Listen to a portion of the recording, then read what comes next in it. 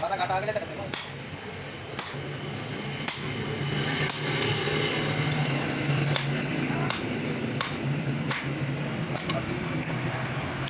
सीधा करें सीधा थोड़े फाड़ मार नहीं हां हां बस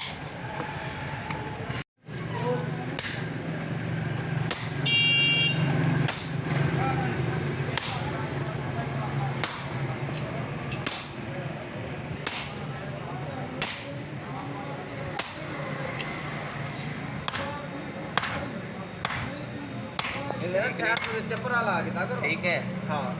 थोड़ी या साइड लो यानी कि सीधा करवा के सीधा सीधा सीधा ये ना मुझे तलवार नहीं पता लगे यहाँ भी तू ये डिंगी पिंडी करके रख